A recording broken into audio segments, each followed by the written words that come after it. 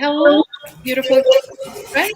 It's Izabela here, and I am inviting you for another epic LinkedIn Live where we are actually in this specific one, Leadership Power Hour, discussing something amazing with my great two colleagues I cannot wait to introduce you to.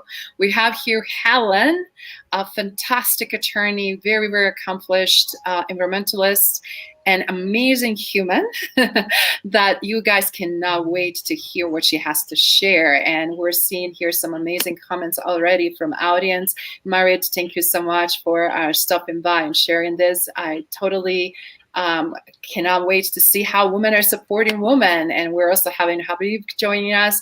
Thank you for being here with us. And we have a Mickey. Mickey, thank you so much for joining us and sharing a little bit about that. What we're up to today with this hot topic of legacy DNA. I also have award-winning documentarist and someone who is so much into human potential and capacity and legacy. And of course, with myself, not only that I'm enthused about it, but I really wanted to depict and dissect everything I learned and share so much with all of you. Thank you, Tarja, for joining us from Sweden, actually from Norway, let me correct myself. And we also have a Minal that is here with us. So Minal, you're gonna have a fantastic opportunity to ask these questions. So again, before we get this party started, why are we here and what is happening? We are addressing something that is being on so many people's mind, but they truly don't know what is this all about and how to create, first of all, lasting legacy. But before when you go into legacy, what we need to do, what is prerequisite, and what do we learn from history? So with that in mind, without further ado, Helen, do you mind getting this party started and just share a little bit about your perspective? What did you do as a phenomenal human, beside getting a tremendous education and practicing that, to create in your lifetime amazing, everlasting legacy that's going to echo for centuries and centuries? Please take the floor. So, well, thank you so much, Izabela, and for everyone who's joining us. This is, I think, just such an important discussion to be having. We're living our legacy today. Legacy is not something that's going to happen in the future. We're building our legacy today and in the choices that we make. And for me personally, it's taking that time to contemplate and reflect and be very intentional in decision making, thinking about when in decision making, what opportunities are opened by the decision and which ones are foreclosed, and trying to make decisions that are both supportive of life and that unfolding, and leaving more opportunities open. And so for me, and that's my background, as an environmental activist, was in fighting fracking in upstate New York. And there we had a very clear choice between a very industrialized, polluted landscape or working towards supporting wineries and education and tourism and a much more green and verdant future, and how we collectively become that change we want to see in the world to create a more just and equitable future. We make those decisions, not someone else isn't making those decisions. They're not made at some other time. We're making those decisions today. And so having these conversations, discussing that larger perspective is just so important. And I'm just thrilled to be here. Thank you so much, Izabela. Absolutely, and I'm so thrilled to hear your voice, and for everybody listening and watching, obviously, and being part of this conversation. Thank you so much for Mariette sharing your perspective. And again, everybody who didn't have a chance to see who Mariette is, I will highly encourage you, someone that is a great thought leader and posts some really thought-provoking articles herself, so much to learn from. It's amazing, beautiful collective that we have here, and Dr. Ahmed as well, and everybody else. But back to Helen, what she just shared a second ago. For Helen to achieve her legacy while she's still alive, that's going to be echoing centuries after centuries, because permitting something and creating and making tough decisions. First of all, she needed to be very strong human with very strong ethics and understanding what is life about, what's important, and overshadowing the money, the obstacles and everything else, and really focusing on need about that. She also had to become phenomenal leader, guys. If she didn't have a leadership bonds and strength, she would not be able to produce the legacy, because that is prerequisite. Everybody thinks the legacies just happen because somebody is making a tremendous amount of money or whatever might be the situation. But the reality is everything starts within you. How you show up, how you think, how you utilize what you learn, and who did you become in the process. So again, Helen, wait for next very hot topic question that audience will be asking and that I also already have for you. But before we go back to you, let's hear from Charlotte. Charlotte, you also have phenomenal background, obviously from human perspective, because everything that we're right now experiencing cannot be separated any longer. Environment, what we're doing as a humans to that environment, and how we're capturing not only what's negative and bad about so we can learn and stop doing, right? But what we're also doing that we're capturing that is phenomenal, and we need to do more of it. So please, do you mind share a little bit of your phenomenal success through your documentary journeys and capturing these stories? What do you see happening in order to create these lasting legacies? Well, thank you so much, Izabela, for the introduction. And Helen's always awesome to to chat with you. One of the things that has been consistent in terms of legacy, as a child, we look towards our parents for that inspiration, right? We look towards our parents for guidance on, issues such as civil, human rights, environmental rights, and just generally, we form our opinions on that. For me, it was my father and my mom, but my father specifically in terms of the environment. He initially started his career as an electrical engineer for Motorola, but he ended his career working for the EPA actually for almost, I think, 25 years. And what was the most important thing to me that I learned from him was how important it was to protect what we have in terms of being stewards of the earth. How he made that pivot from working for corporate America to actually working for the government in such a noble way. And so that was really the seed that sparked for me on seeing the bigger picture. I think collectively, if one person plants a seed, it can inspire other people to also plant a seed. And that's sort of, the base lesson that I've learned, especially from my parents. It just takes that first step and you instantly create the foundation for a lasting legacy. And a lot of that is actually passed on through through the art of oral storytelling too, as well. And, everything, if you think about it, throughout history to today, everything that we capture, the basis is, that art of storytelling. And, especially, if you look at a lot of fables throughout, all cultures, you'll see fables around the environment. Really subtle, but it's there. Fables around helping each other. These fables that are passed down to us from our, from culture, from our families, etc. And so, for me personally, that is how the seed sparked in me, and thinking about the earth and all of us, humanity, in a much bigger picture, right? Because if we all have access to clean drinking water, then that means that the earth that we live on, that we have done what we're supposed to do as stewards of the earth to provide for the next generation. And so I think that is the one thing that we need to think about in terms of our roles now and in the future. What are we doing to inspire the next generation, right? And we're literally, even if we don't have children, we are the current parents of this earth, and we have a responsibility to do that. And so that is it. With that train of thought, that really inspires me in terms of focusing on social issues in filmmaking. You know, it combines a series of things, right? You know, you're visually capturing a story around an issue. The delivery of that story from the documentary subjects, you know, it also creates this oral storytelling that literally will, you know, you'll be able to have access to millions of people through that.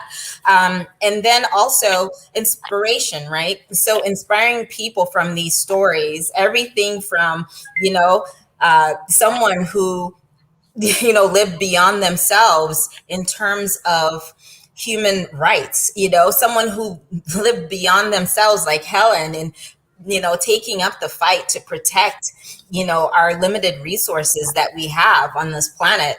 You know, I think we'll be able to inspire the next Greta Thunberg, you know, the next Sunrise Movement, you know, et cetera, et cetera. And so, you know, those are my initial thoughts on creating that legacy, not just within ourselves, but in a much larger picture.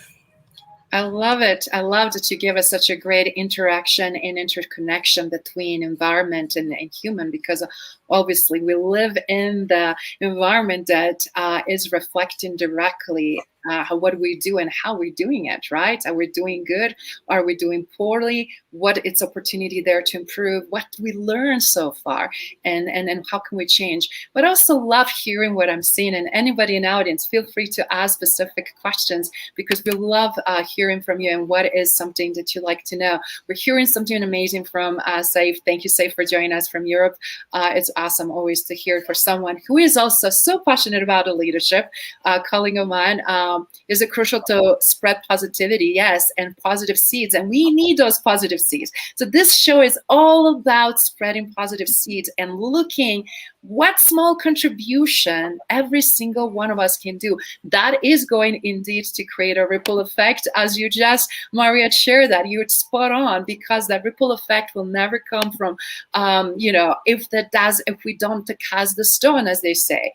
And even the beautiful quote from Mother Teresa, when she was saying herself, her own efforts were not as strong, you know, but she started with that small ripple before created this huge ripple effect of her legacy, for example, and how much she shaped and improved humanity as a result in certain parts of the world. But we need, obviously, more of the legacy leaders more than ever. And this is why we're seeing organizations, even major consulting firms, which I'm not going to be naming right now. Everybody is looking at 5 major things, guys. So are you ready to hear it? We're having our own individual human DNA, every single one of us, right? So now look at that. You're going to organization to work for organization, then you're having team DNA. Go figure what that looks like and how do you fit into that. Then you have an organizational DNA. Oh my God, what that looks like. Can we thrive, and why some organizations are better than the others, or whatever that ratio is to make a huge difference. And then we're having something interesting. Really, this is on the 4th and 5th level when things start really exponentially blow up. We have leadership DNA, and then we have a legacy DNA. And with that in mind, obviously, Charlotte just was sharing the interconnection between individual contribution, family legacy we're born into, experience we had thus far, environment, right? And now back to you, Helen. Obviously, where you were sitting for all these decades as attorney, and be able to really see how choices and decisions that people get into create better or worse, right? Depending about critical thinking and decision making. Do you mind sharing from your perspective, what did you contribute, obviously winning Green Nobel and Nobel Prize equivalent in the most prestigious award in the world right now, for your efforts? You continue to also be behind the scene and support so many other efforts. And I'm sure you're seeing some really interesting patterns. So do you mind sharing what those patterns are that are moving the needle, that are all something that everybody that is watching and listening that can do themselves and be part of this huge movement of legacy leadership and legacy DNA? Well, terrific question. And it's just so great to see all of the engagement and the people who are here with us today. And to leave a legacy, have legacy DNA, is all about doing something different. If you just go along with this traditional, our current, very consumeristic domination hierarchy type culture, and to just participate unthinkingly in that culture, is to not leave a legacy. It's to leave the legacy of destruction. And at a time where really both at the same time, our social and environmental systems are failing us. The environmental systems are failing us because our social systems are failing us. But how do we move beyond that? How do we leave a legacy different than the default legacy? And it's complicated because everyone wants to go out and change the world first, or many people think, well, I can just change the world.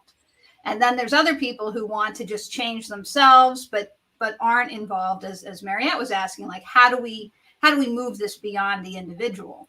Yes. And that's there's an intersection at that point between you individually have to have changed to be able to see what I think of as the difference between what are the stories we tell ourselves. Charlotte was talking about storytelling, and we hear these stories. And in fact, in China, where they teach Confucianism, they teach them the words of the various sayings before they teach them any meaning, because that word provides the structure, the framework that's going to get filled in.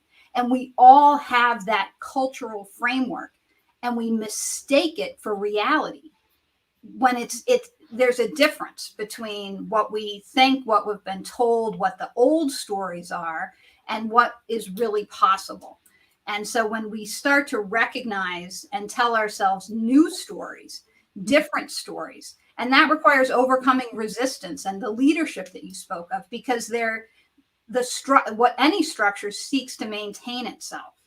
And so if you want to change that structure, you have to be able to lead through resistance, through the system saying, no, and we heard this in the fracking work that I did. No, you can't, we will lose our seat at the table if we are too radical. We need to tone back and lower our expectations and not ask for what we really want. And so overcoming that resistance, looking at this bigger picture, and taking this position, as Charlotte was pointing out, of being a steward, not a consumer. Not your role here isn't just to accumulate a bunch of stuff and figure out how much, who has the biggest pile of gold at the end, and that's your legacy. The legacy is how did you steward things going forward? So demanding better from our governments, from our corporations. The idea that corporations exist only to serve their stakeholders and to make the highest profit possible, that's an idea. That's not reality. So we can change our governments. We can change, and we're the ones who empower. Like, it's a social contract. We can demand that corporations support life, that corporations look at the bigger picture, that they don't just look in this very narrow way. So, but you have to have that vision, and you have to be able to communicate it. You have to examine the stories you're telling yourself and start to tell new stories, which is why what Charlotte is doing is so vital. And Izabela, what you're working on, having this new framework, new stories of individuals who are able to make that leap into the governmental, into the society, into the corporations, and truly shift and not believe that they can simply make a difference just by changing, using LED light bulbs or something. Like, we need a bigger shift than these, and it was truly, I'll stop talking soon, but it was in the 70s when they came out with the Native American, complaining about all the trash and litter on the highways. That shifted it from the problem from the production of plastics, from the production of all of this consumable trash that now clogs our oceans, They made that not the problem of the people who were making all of this disposable packaging, but they said it's your fault, individual consumer, for throwing it out, in your car. Well, that was part of the problem, but that wasn't the problem. And taking this bigger picture, taking this stewardship, and demanding better, and believing that we have agency. So it's difficult to break out of a box that you can't see. So, and that's, I think, what you guys are really helping to illuminate and see what's on the other side of that door. And it's a beautiful future if we can believe that we can, if we believe we have the power to open the door and cross that threshold. And you guys are telling those stories and making that possible for people to just have the vision. That is beautiful, Cher. Thank you so much, Helen. I love it that we have that opportunity to see that holistically 360 and to see what's from the other side. And you spot on, a lot of times we're not aware of where we sit and what we contribute to it, or by complacently not even acting upon certain things, that we're just then accepting it as it is. And Mariette, your question is amazing. And I love that you were talking about on the common level, because as Charlotte can definitely give you, for someone who has been human rights activist, phenomenal answer on that. And I'm so glad that beside enthusiasm, you also see the amazing breadth and depth of the knowledge just around this conversation with my great colleagues here that we have on this Leadership Power Hour that we wanted to share with everyone, because that's how first initial conversations start, by being open, by being vulnerable, by having a dialogue, by addressing elephant in the room, or elephants in some cases, before all of us suffocate, right?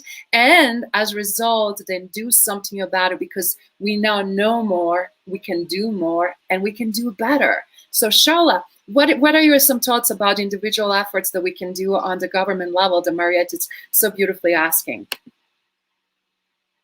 Well, I think that, one of the things that I studied in my graduate program, especially when it comes to the earth and environmental management, is that we all have to become, participatory stakeholders in the story of how our government, responds, to both environmental crisis and the prevention of that.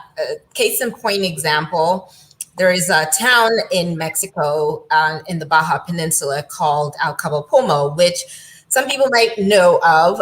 It has one of the most biodiverse reefs in the world. It's in the top 5%.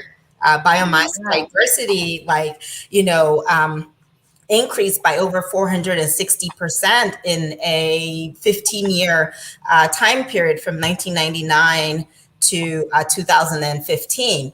And why did that become successful? Well, this small town where that had this great treasure, really, it's one of the top heritage sites in the world. UNESCO has declared it a heritage site. Dr. Sylvia Earle, who was the first woman to head the head of NOAA, she recently declared this as a hope site. The reason why this town has been so successful in protecting this environmental asset, it's because everyone in this town, from local residents to the people who were in government there, became collectively participatory as stakeholders in protecting this environmental asset, right? And it took literally the spark of one person. His name is Pepe Murieta. He's a friend of mine who became the first park director. And how he became that was he became a very active proponent for protecting the reef after seeing over a ton of marine, life that was left on the beach for so many years, to the point where the LA Times did an article about how this precious reef that Jacques Cousteau had declared as the aquarium of the world. Charlotte, we are having a hard time hearing you. Seems like you are having some technical difficulties. So if you don't mind, just for a second, just get back to us. Can you hear me? Okay, can you try now? Because for a second we were not able to hear you. It was just very static. So go for it. Can you hear me now? Is this better? Right now, it's much better. Please go ahead, carry on. So, so it took the spark of this one man who started to lobby the Mexican government about protecting this precious reef, which at the time is the only living reef in the Western Hemisphere. And that one man sparked a marine biologist who from Vancouver, Canada, who came down and did extensive research about this loss of biodiversity in the reef. And because of her white paper study, because of sorry, Charlotte, since you're going a little bit in and out, maybe you can, if you can rejoin us a little bit more and just come back, that might help, because that's what we found in the past that is working. So if you don't mind just checking your connectivity and then come back to it, we'll get you back, because it's an amazing story. But what we're trying to also hear, and obviously with Charlotte's support and help, what she's really talking about, guys, here is how one idea from one man changed the landscape, and from all the places in Mexico, which is extremely very hard to implement, how he created an environment, and that is now fitting a model after with less than 5% of something that that is happening in the world, and how they created exemplary opportunity for others to follow. And as a result, Charlotte graduated from New York University. She graduated also from Harvard. She was able to leverage these prestigious schools and environments she's been in to further look at that model and influence governments, not only in Mexico, but governments in the US, as well as Ivy League universities and their way of how they're handling things. So Charlotte, I hope we have a little bit better connection. Let's continue with that beautiful story so that our audience can hear how that shaped the outcome that you're bringing back. Please. Yes, I'm hoping this is a better connection. Yeah, so, eventually Pepe was able to basically inspire the town. Well, fortunately, we're having technical difficulty. We cannot hear you at all. Maybe restarting the computer and starting all over. Fortunately, is the only thing that we have right now. And we'll look forward to get you back on, Charlotte, because it's so static. But guess what, guys? Life happens. Connectivity issues happened, challenges that we experience, but the show goes on, and that is part of life. And we have to not only continue, but we do the best we can with what we got, right? So what I wanted to make sure that from right now, obviously, it's interesting how I'm seeing internet going in and out. You think you have a great environment to make a show happen, and sometimes it doesn't happen. Or you think you're doing everything best you can to contribute and make a difference, and you learn you've fallen short. Isn't that irony in everything, Helen?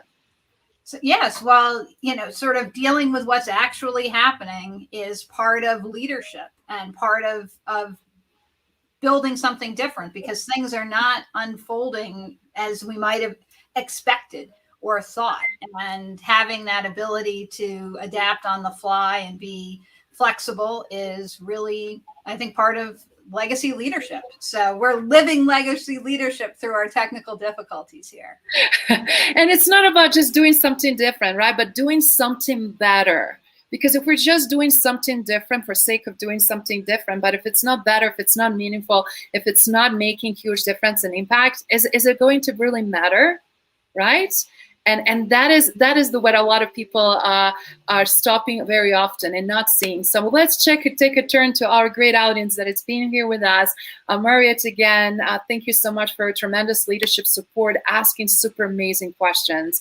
Absolutely great to have you with us. We also have Saif that is joining us from Europe, I believe from Denmark. It's absolutely great to have you here. We're having many others that we're able to reach out. We're having Alma join us from Austria, one of my favorite countries, beside obviously former Yugoslavia, where both Alma and I are from, very close to Croatia and Bosnia and other parts of the beautiful former Yugoslavia. We're having here with us many more, and I'm super thrilled and jazzed to get more questions from all of you, and thank you so much for great participation.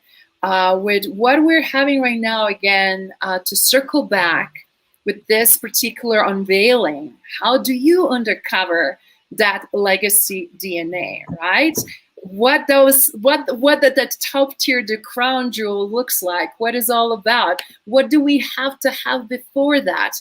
People always love to go to that next shiny object for angle, and it's awesome to aim in that direction. But are you willing to put the work? And do you even know how much effort and work it takes? So, Helen, do you mind dispelling some of those myths, please? Well, that's it. It really is difficult to be a leader and to change the culture. And that's ultimately what we're really talking about, is uncovering this legacy DNA that in many ways we don't see, and we're not taught about, and we don't believe that we have that blueprint or that power to really change things and to be leaders. And so and that can be convenient, because while I change my light bulbs, or I use paper bags instead of plastic, like, that's great, I'm done, I can just keep consuming. Really making this internal shift and believing, I talk about betting on yourself, believing that you actually have the capacity to do and undertake the work you want to take. And that you have all the skills that you need, that you can unlock it, that it's a matter of unlearning more than learning. And unlearning is, you have to release something and give up something that you might have thought was who you really were, when it wasn't who you really were. It was just a story you told yourself. So it looks like we're having a little bit of technical difficulty with you, Helen, now, which is very interesting. I don't know what is happening. So I'm just, if you don't mind pausing for a second. I'm looking at my network, and it's so interesting how things go in and out. And we're in US, okay? I'm in Colorado. Helen is in, Charlotte is in New York. And it's so interesting how, even though we would think we have a great bandwidth, things go south. But I'm so glad that Brittany here, you were here with us, and that environmental scientist, the story that Charles was sharing earlier resonated so much with you. That is really awesome.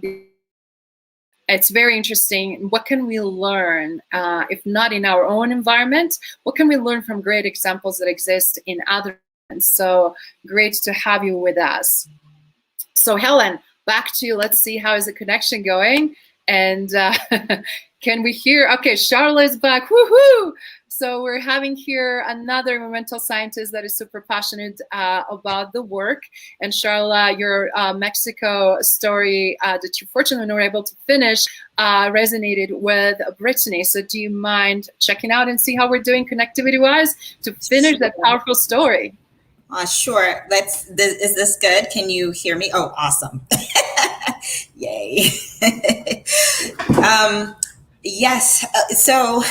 Well, the story of Cabo Pomo is a great, it has actually been a case study for the United Nations on how a community became active stakeholders in protecting their environmental assets while still pivoting and involving both the government from a local level to a national level, and also how the economy in this little town pivoted from basically an environmentally extractive economy to a sustainable eco-tourism based economy. It was actually a really big pivot, and has been a case study by the UN actually on how destination towns can save their environmental assets while still creating this successful green economy.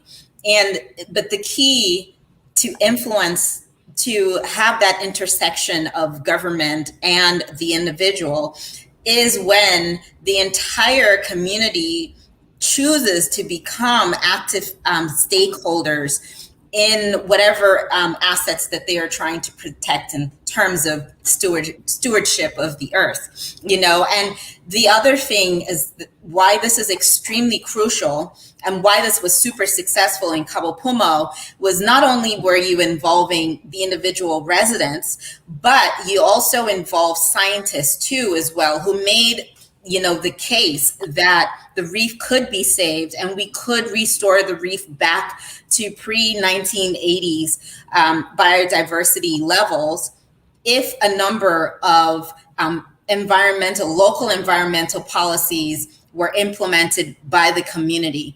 And so it's having that blanket understanding from all players, that is when we will be able to, that's when we see how government and residents can work together successfully. This town went from the average income of the fishing families, I think it was $6,000 to $8,000 annually, to now there are actually 6 dive shops in this small town. The average income for each individual dive shop, the owners, have now gone up to over $30,000 a year, which is huge. It's a very huge pivot and turnaround.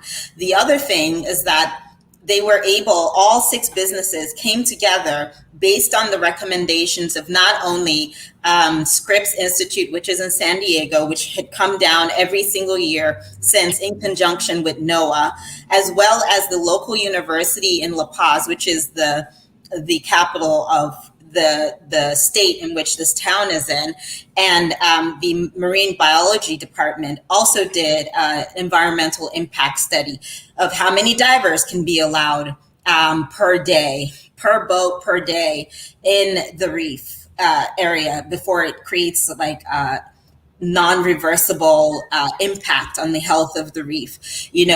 Things like what kinds of products can be allowed on the beach because of runoff, because everything is interconnected, right? To the developer of the town implementing CCNRs for that town in terms of new development, having a septic system that's contained that prevents a runoff into the sea. And so this town is a really great case study on how you can have that intersection of you as a individual stakeholder to using that I should say, I wanted to say like activism side, but just using your concern as a citizen in the town that you reside in, and how you can literally have that ripple effect in government and vice versa.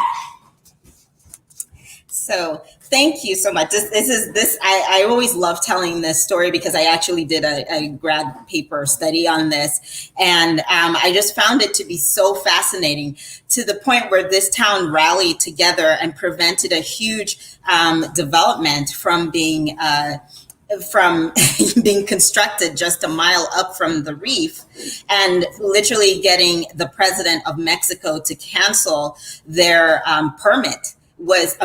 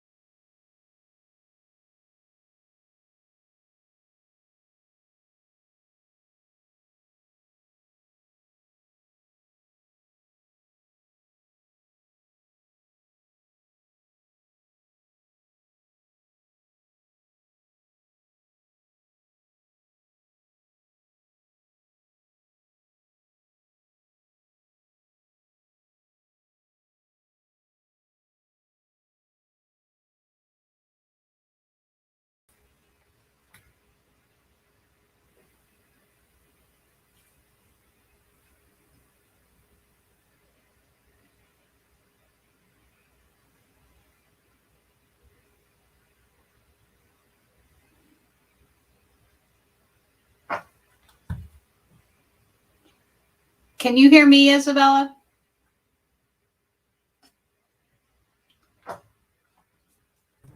I can hear you, Helen. Can you hear me? I can hear you. I can't hear Izabela at all. Yeah, neither can I.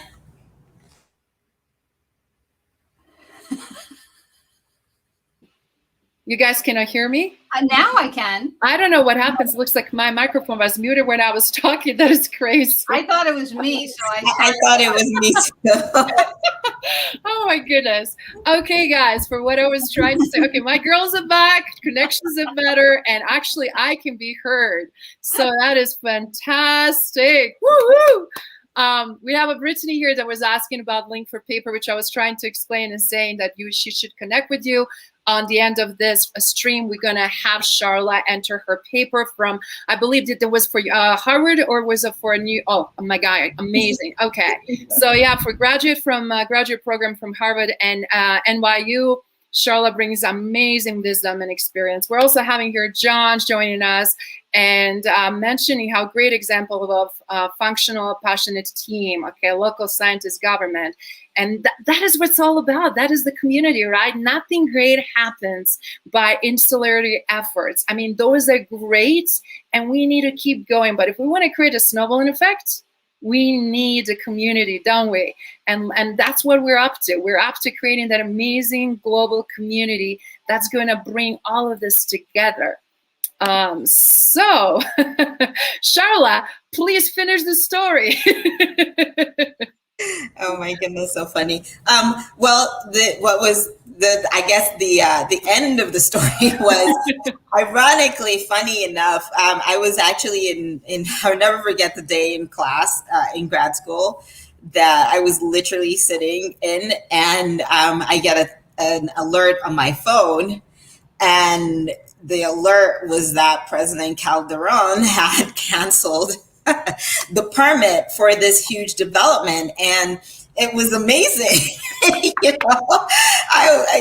This small town of 100 people, that they got together and got the president of Mexico to cancel the permit for this powerful, large development company from Spain, which was amazing. And so, yes, there was a lot to be learned from that. But, this was definitely a great case study on the legacy that this town has created, the ripple effects of the regeneration of this reef, and how now, for generations to come, we have a green economy that's thriving. We have a government that's working hand in hand with the local businesses and this new green economy. We have now humanity, we can now completely enjoy this beautiful treasure that Jacques Cousteau, in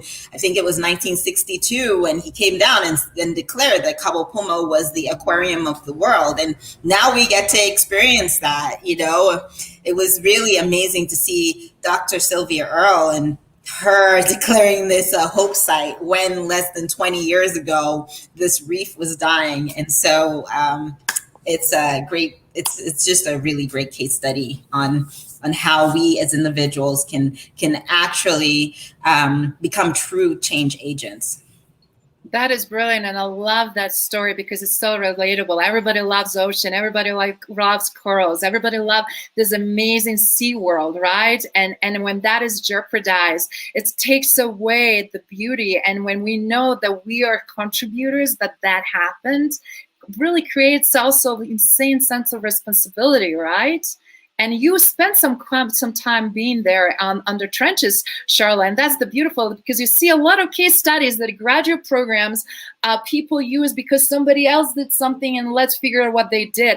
But it's even so more beautiful when you are part of it and when you see how much efforts even from graduate students and bringing different pieces and using problem-solving ways and leveraging what you have. Either is the government influence, either is Ivy League University, either is phenomenal mentors, either is whoever you're looking up to that is doing already some amazing work. all of those things, guys, make tremendous difference. So you guys can see why I'm so freaking enthused and smiling and happy and excited.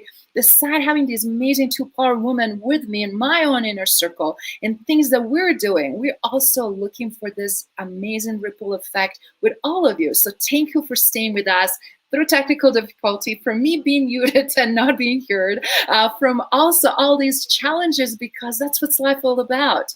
Things don't have to always be perfect. It's not about perfection, but it's about intent, isn't it? So Helen, back to you, my dear. So with everything that we shared so far, and when we look at again, how do we even start unraveling this big, huge, gigantic topic? It's funny because I was mentioning to you how much just the word leadership and specifically legacy is being researched or just on Google.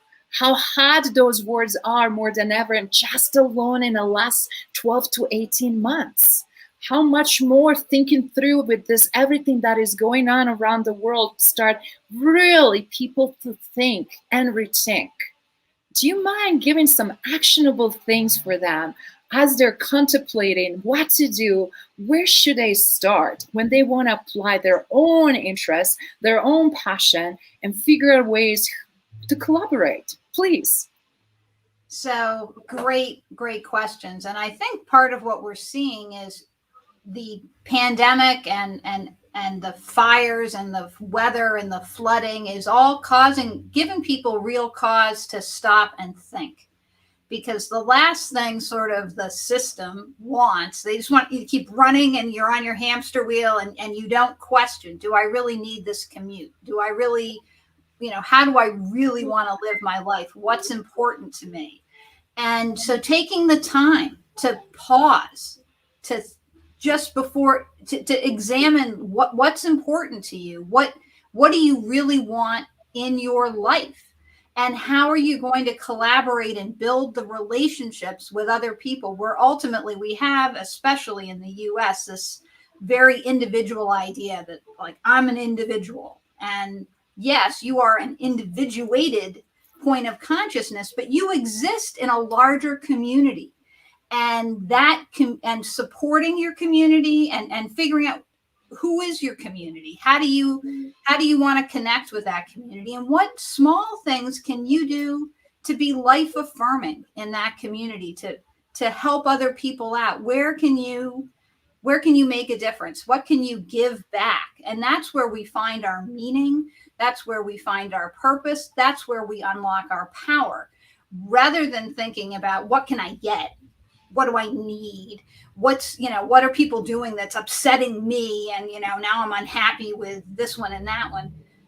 Great. What do you want to focus on? What do you want to put your energy into? What is the vision? And how can you collaborate and support and be in community with like-minded people? We were limited by geography in the past. Your community was your tribe. It was your family. It was your tribe. It was very geographically focused.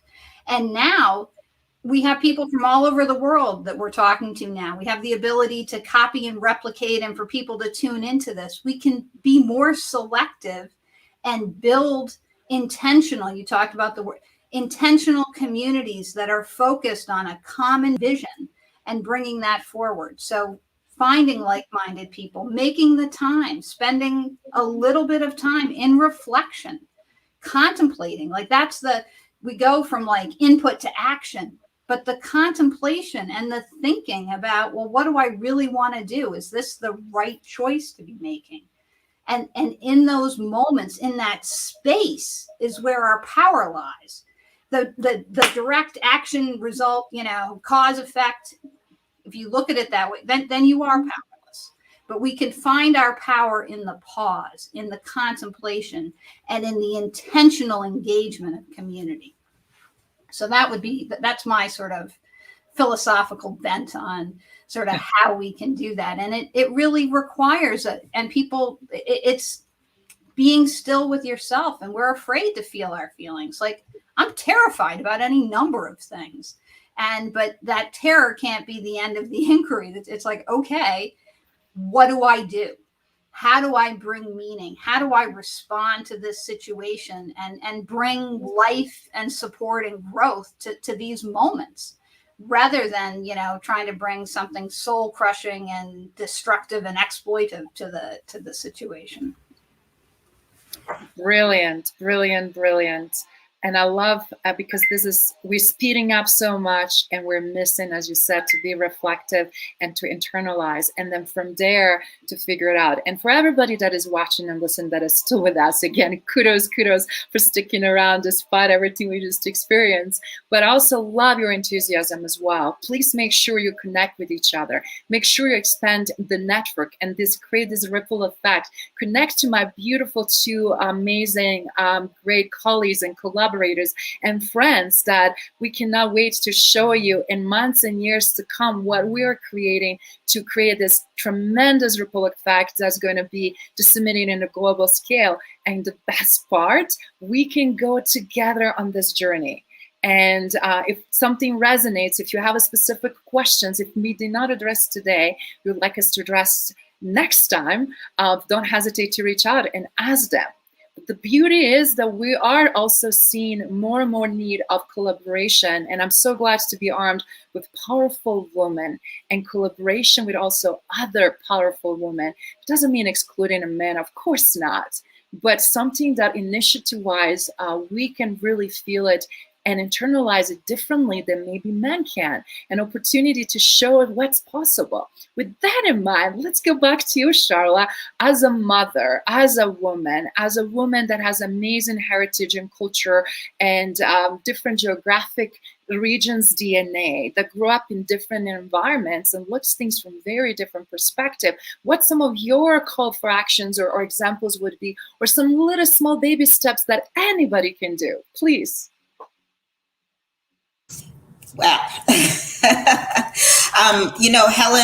Helen basically encapsulated everything that I would have said.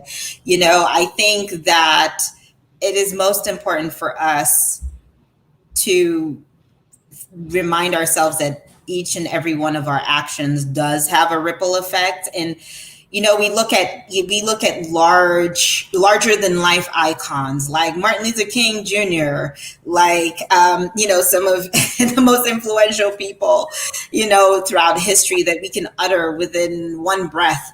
And we admire them so much, but they were also people like us, individuals like us who looked beyond themselves, right? So the first thing I guess I would say for us is that you have to stop thinking about yourself as insignificant, because a lot of us are walking around right now across the world who believe that our presence means nothing, or that we are insignificant numbers, in this 9 billion person planet.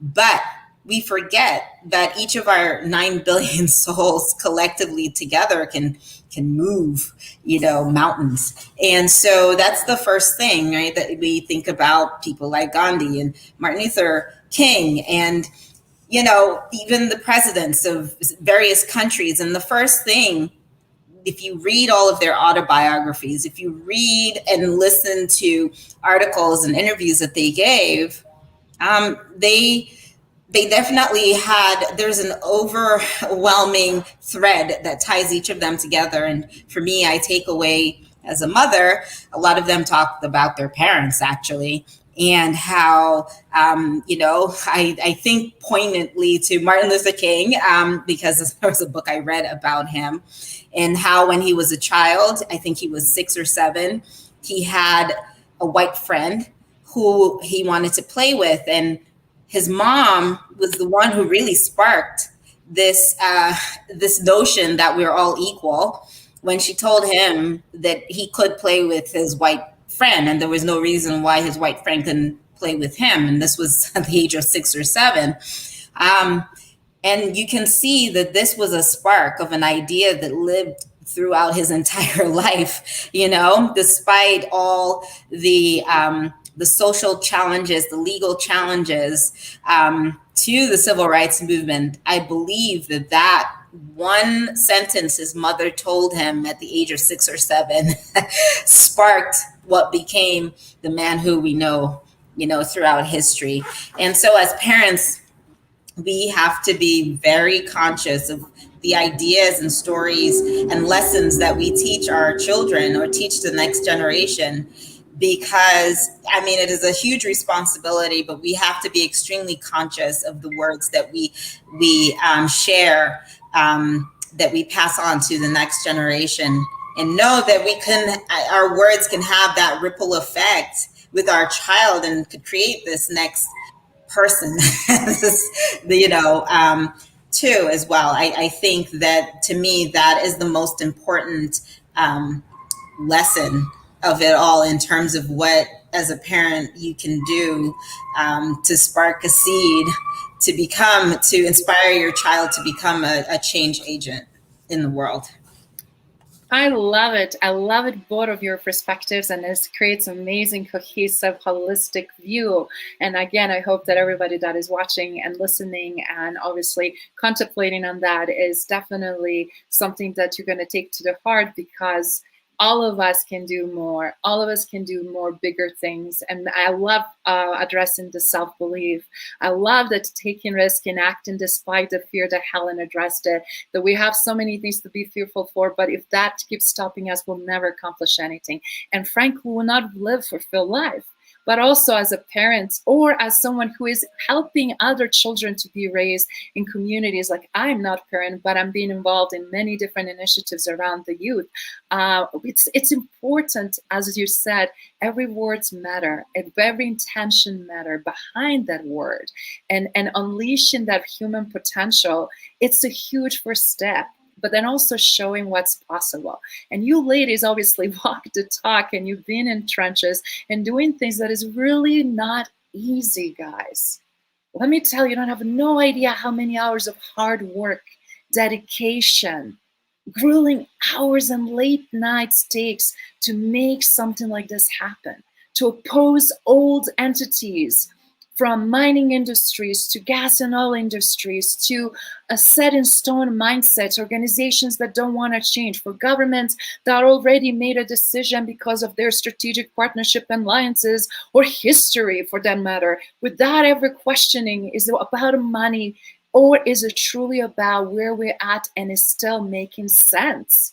Is it positive, or we're part of something negative? Are we really doing what we're called to do? Is it truly just about materialistic stuff, right? And how much damage is created? So again, we have a great opportunity for all of us to make a difference. I wanted to just thank you everyone showing, and I want to give a chance for both of my great leaders here to have a closing remarks before we wrap up for today. And I want to share something on the end you guys want to wait for. So what are some of your closing remarks, Helen? Because obviously audience really more so interacted with you, and comments you also shared, and anything you wanted to tell them in one sentence or a word or whatever that is, so that they can live with and wait for us for the next recurrence of this live show, please. Oh, I just really, what Charlotte was talking about one sentence, one phrase, or one paragraph, and just paying attention to that, and knowing the influence you have you have influence that you don't see, and this idea of stewardship and ripple effects, and truly being mindful of what are you telling particularly children about what's possible. And that's just, we can change the world with just that.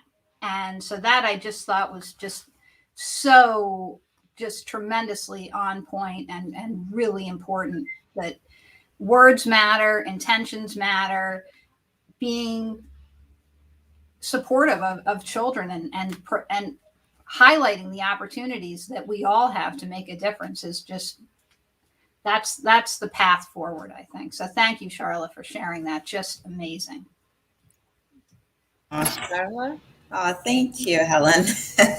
Likewise, your life's work on for protecting the environment has been very inspirational for me too, Helen. So it's just great to just see someone who's used their profession, you know, in such a noble way. And so I'm equally inspired by you too, as well.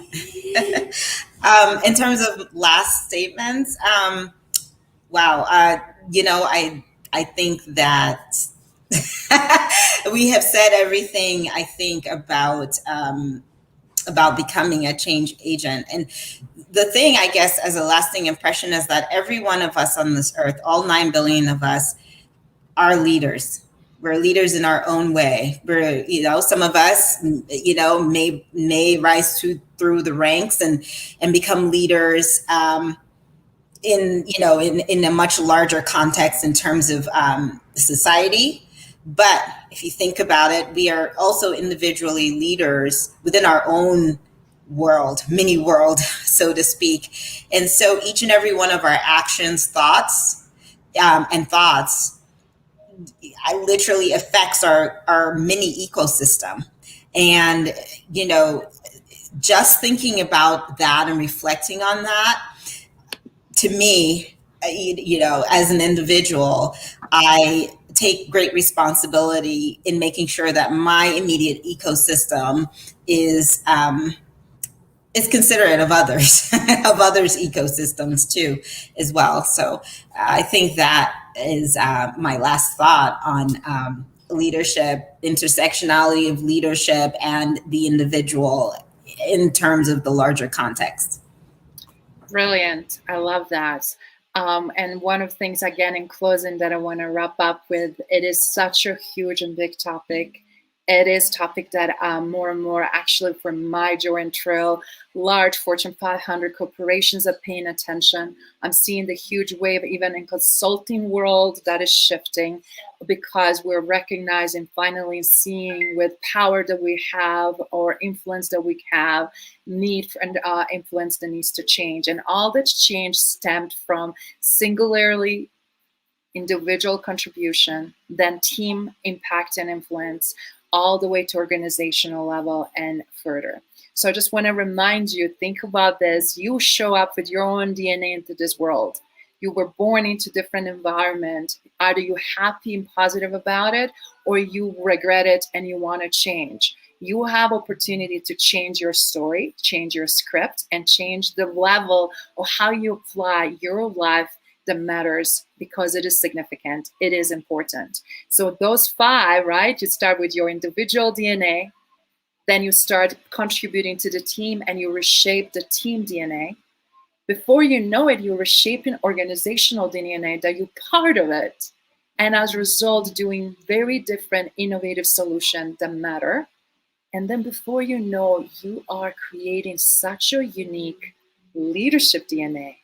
And the last one is the crown jewel of all, that legacy DNA. So we cannot wait to share more in the future shows. Thank you, everyone, for being so amazing with us. And I look forward to all of your participation, questions, comments, and I will be revealing some links, not only for Charlotte's paper, but also where you can actually join us. Because what we're also creating is this huge, huge community of not only leaders, but legacy leaders. So we would love to have you with us. Have a good one. Bye, everyone. Thank you so much for your amazing participation from John and Zine, Brittany, Alma, John, Mariette, Saif, and everyone else. We're absolutely thrilled that you could be today with us. Nikki, Tarya, Ahmed, Sawar, and many others. Thank you, dear friends.